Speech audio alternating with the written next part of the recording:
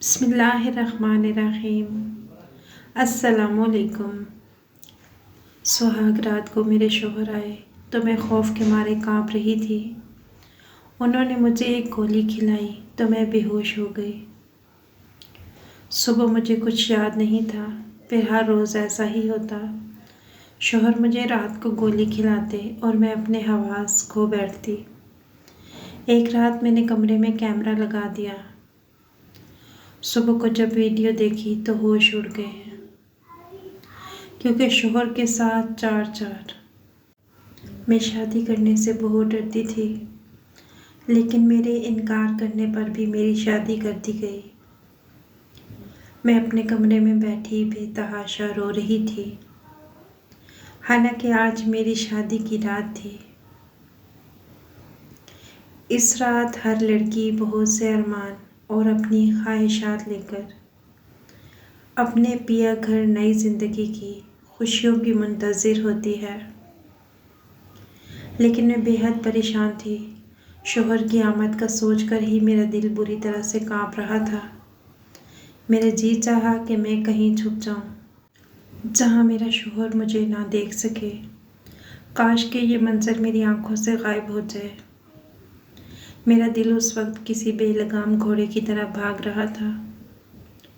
बदहवासी की वजह से मेरे हाथ पांव ठंडे हो चुके थे। खौफ के मारे मुझे अपना दम घुटता हुआ महसूस हो रहा था।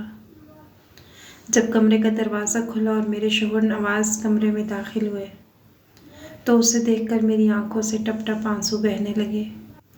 खौफ के मारे मैंने अपने बेड की चादर को अपने हाथों से दबोचा था।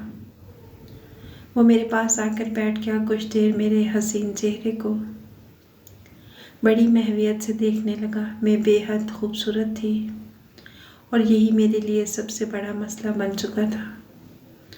उसने अपना हाथ मेरे हाथ पर रखा तो उसे इतना सट पाकर मुझसे कहने लगा, क्या बात है रुबीना, तुम इस कदर नर्वस क्यों हो? अब मैं क्या वजह बताती कि मुझे शादी से डर लगता है। मैंने नफ़ी में सर हिला दिया। मैंने कहा कुछ नहीं। वो कहने लगा, इस कदर घबराई हुई क्यों हो?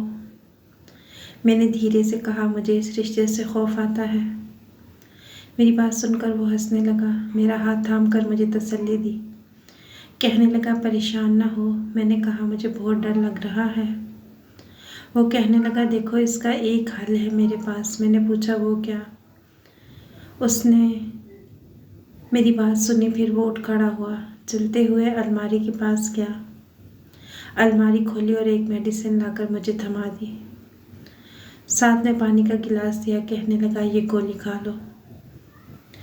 मैंने कहा, ये किस चीज़ की गोली है? नवाज कहने लगा, तुम्हारी तमाम परेशानियों का हल इस गोली में है। मैं उसकी बात को समझ नहीं पा रही थी। मैं बेहद घबराई हुई थी। खौफ से मेरी जान निकल रही थी। मैं सोचने लगी कि आखिर मेरी परेशानी का हल ये एक गोली कैसे हो सकती है। बहरहाल मैंने गोली खा ली। नवाज मेरे करीब आने लगा। उसने मेरे दोनों हाथों को थामा और अपनी मोहब्बत का इजहार करने लगा। लेकिन फिर मैंने महसूस किया कि जैसे मेरी आंखों में खुमारी सी उतरने लगी है। मैं नींद की आगोश में जाने लगी हूँ। मैं चाहकर भी खुद को संभाल नहीं पा रही थी। कुछ ही पल लगे थे कि मैं गहरी नींद में जा चुकी थी।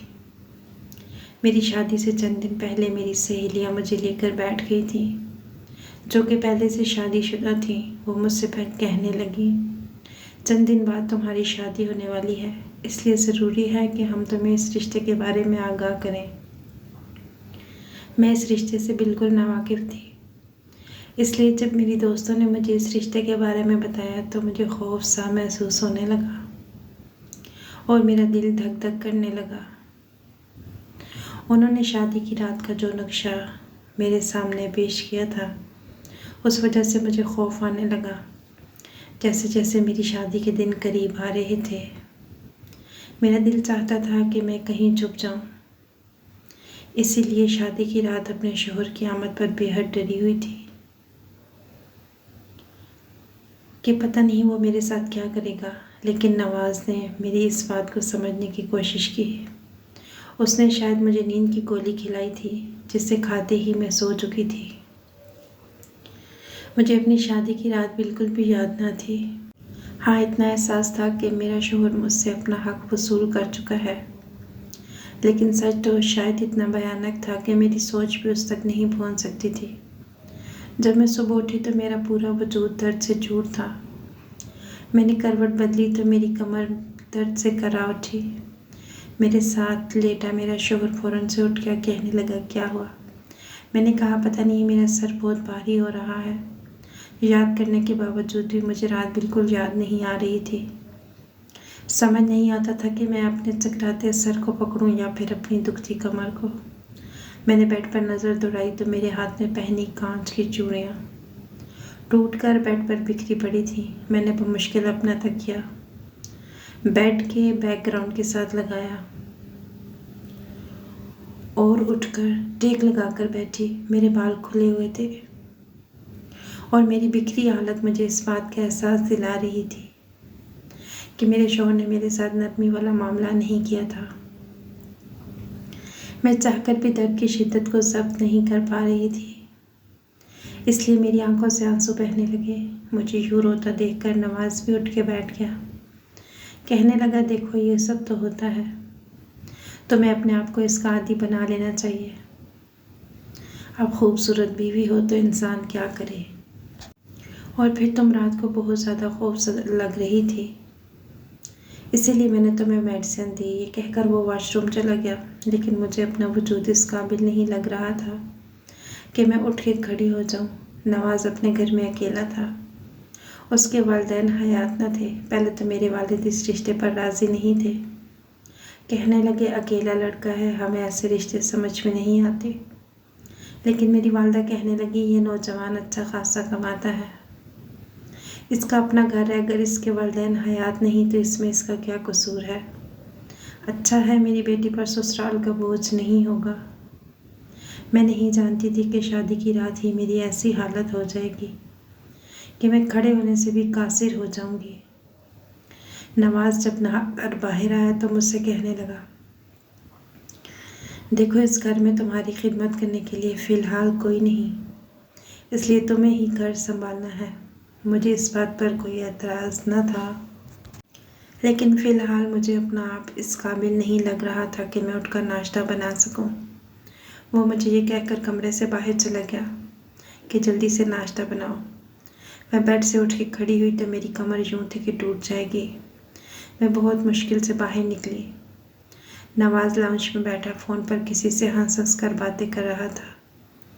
मैं फ़ौरन से नज़रें झुकाए किचन में चली गई। वो मुश्किल ही मैंने अपना और नवाज का नाश्ता बनाया। नाश्ते के दौरान मैंने झिझकते हुए नवाज से ये बात कही थी कि मेरी कमर में बेतहाशा दर्द है, इसलिए शायद मैं रात में आपको वक्त ना दे सकूं। नवाज चाय पी रहा था। मेरी बात सुनकर उसका कप होंठों के करीब जाते हुए रुका। कहने लगा, देखो, तुम्हारे इस तरह के एक्सक्यूज़ेस मैं नहीं सुन सकता।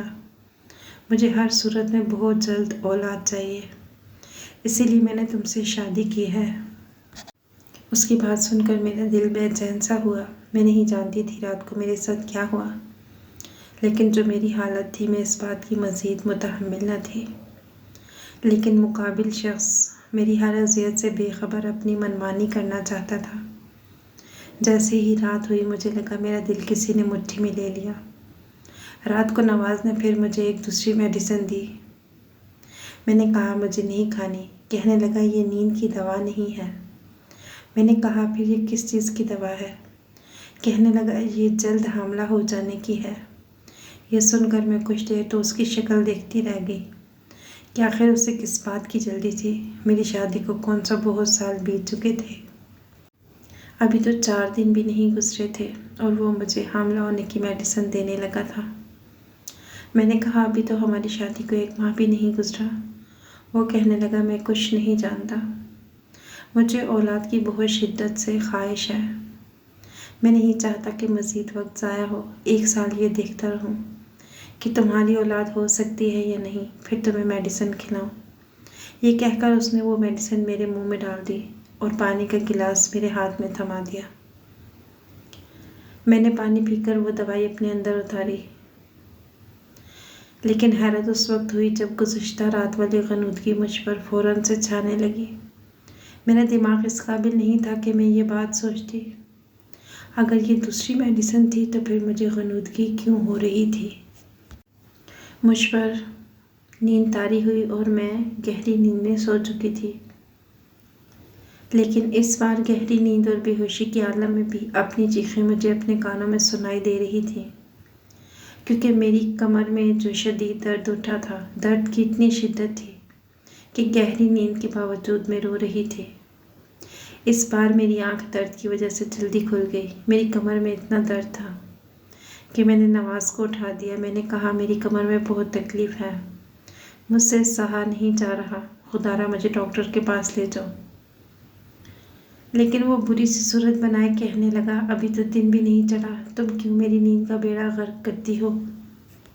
ये पेन किलर खा लो। उसने मुझे एक और दवाई दी जिसे खाकर मेरे दर्द में बस ज़रा सा फ़र्क हुआ, इतना कि मैं सो गई। लेकिन जैसे ही उठी दर्द की शिद्दत फिर से बढ़ने लगी। अब तो ये रोज़ का मामूल बन गया। मुसलसल 8 दिन से मैं ऐसी तकलीफ़ से दो चार थी, लेकिन नवाज़ को तो मेरी तकलीफ़ का कोई एहसास ही ना था। एक दिन वो ऑफिस से वापस लौटा तो मैंने कहा, मुझे मैगी छोड़ दो। मुझे उससे दूर रहने का यही बस एक बहाना सूझा था। वो कहने लगा, सवाल ही पैदा नहीं होता, जब तक मेरी औलाद पैदा नहीं हो जाती मैं तुम्हें कहीं नहीं भेजूँगा। मुझे समझ नहीं आती थी आखिर इसे औलाद की इतनी जल्दी क्यों है। 8 दिन में मेरा ये हाल हो चुका था कि मैं चल फिर भी नहीं पा रही थी। पेन किलर खा खा कर मेरा मैदा डिस्टर्ब हो चुका था। मैं नवाज से डॉक्टर के पास जाने को कहती तो वो नहीं मानता था, कहता था डॉक्टर भी पेन किलर ही देगी। एक दिन जैसे ही वो घर से बाहर गया, मैंने अपनी वालदा को बुला लिया और उनके साथ एक लेडी डॉक्टर के पास चली गई। मैंने उससे कमर दर्द की शिकायत का कहा। मेरा हाथ अभी भी अपनी कमर पर था। मैं 8 दिन से मुसलसल ये तकलीफ़ बर्दाश्त कर रही थी। जब डॉक्टर ने मेरा मुआयना किया तो अपने कानों को हाथ लगाने लगी। जो बात डॉक्टर ने मुझे बताई वो सुनकर मैं सांस लेना भूल गई। मैंने नफ़ी में सर हिलाया। मैंने कहा, ऐसा नहीं हो सकता, आपको कोई गलत फहमी हुई है। वो कहने लगी, मेरे पास ऐसे बहुत से केसेस आते हैं, इसलिए मैं जानती हूँ कि तुम्हारे साथ क्या हुआ है। वो मुझसे पूछने लगी, तुम उस वक्त होश में होती हो जब तुम्हारा शोहर तुम्हारे करीब आता है? मैंने नफ़ी में सर हिला दिया, क्योंकि नवाज़ तो रोज़ मुझे जल्द हामला होने की दवाई देता, जिसको खाते ही मैं ग़नूदगी में चली जाती थी। लेकिन जो बात लेडी डॉक्टर ने मुझसे कही थी, उसकी बात सुनकर मुझे नवाज़ पर शक होने लगा। वो कहने लगी, अगर तुम्हारे शोहर को तुमसे मोहब्बत है तो वो तुम्हें नींद की दवा देकर क्यों रिश्ता कायम करता है? इसकी क्या वजह है? इस तरह के सवालात सुनकर मुझे नवाज़ पर सख्त गुस्सा आने लगा। लेकिन मैं ये कैसे जान सकती थी कि सच क्या है, क्योंकि मैं तो उससे पहले भी कई बार वो मेडिसिन खाने से इनकार कर चुकी थी। लेकिन वो मेरी एक नहीं सुनता था, ज़बरदस्ती मेरे मुंह में मेडिसिन डाल देता और पानी का गिलास मेरे लबों पर लगा देता। वो मुझे अपने सामने वो मेडिसिन खिलाया करता था। फिर डॉक्टर कहने लगी, अच्छा तुम मुझे उस मेडिसिन का नाम बताओ। तब मैंने सोचा कि मुझे तो इस मेडिसिन के बारे में कुछ इल्म नहीं है। आज तक मेरे शोहर ने मुझे वो मेडिसिन दिखाई नहीं थी। वो तो अपनी अलमारी से वो दवा निकाल कर मुझे देता था।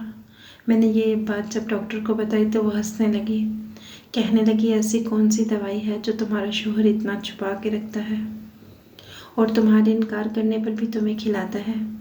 तुम अपने शोहर की हरकतों पर ज़रा गौर करो तो तुम्हें मेरी बात अच्छी तरह समझ आ जाएगी।